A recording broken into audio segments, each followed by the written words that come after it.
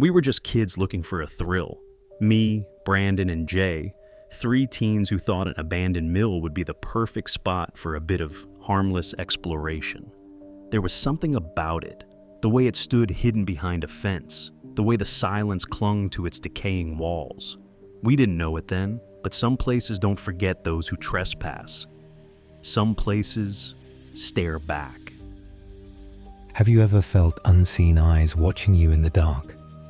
Welcome to Nightfall Crypt, where shadows whisper, the unknown lingers, and every story is waiting for you to listen, if you dare. We were barely able to squeeze through the fence, single file. Brandon went first. He always liked to show off. Then Jay, then me. The air inside the property felt thicker, colder. The building groaned like it was waking up. Me and Jay took the upper floor, laughing nervously as we kicked through debris and stepped over long-forgotten tools. But then the laughter stopped. Jay turned to me, frowning. "Do you hear that?" he whispered. It wasn't a sound, it was the absence of sound, except for the heavy beating of our own hearts. Something was off. Brandon, just 13, had gone to the basement alone. We figured he'd call us if he got scared, but he didn't. He stayed quiet. That silence gnawed at me. We called down, no response. So, together, me and Jay decided to go find him. We stepped into the basement and froze. The air turned ice cold, and it felt like we had walked into a room packed with invisible people. Hundreds of eyes.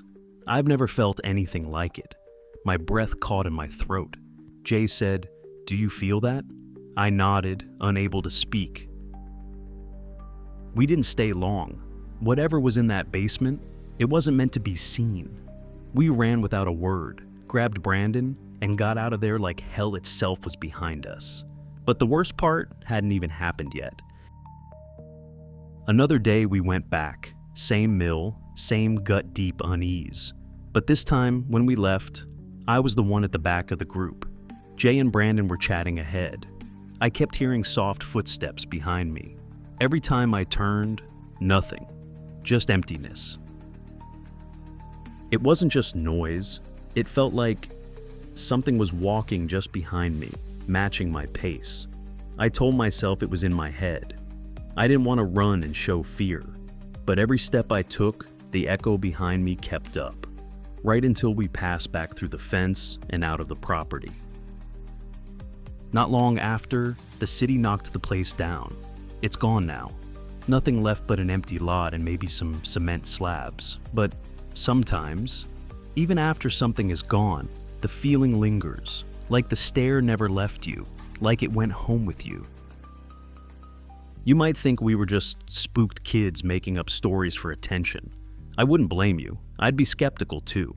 But if you've ever walked into a room and known you weren't alone, if you've ever had the air turn cold without warning, felt eyes on you with no one around, then you know. So let me ask you, what if it wasn't just a feeling? What if something followed us out? And so, the shadows stretch further, and the mystery only deepens. But this is far from the end. It's merely the beginning. What lingers beyond the door? Who is whispering your name? And what is that shifting in the corner of your eye? The answers await in the next chapter of these chilling tales. Subscribe to Nightfall Crypt and hit the notification bell, because the crypt's secrets are endless and the darkness never sleeps. Until next time, stay in the light if you can.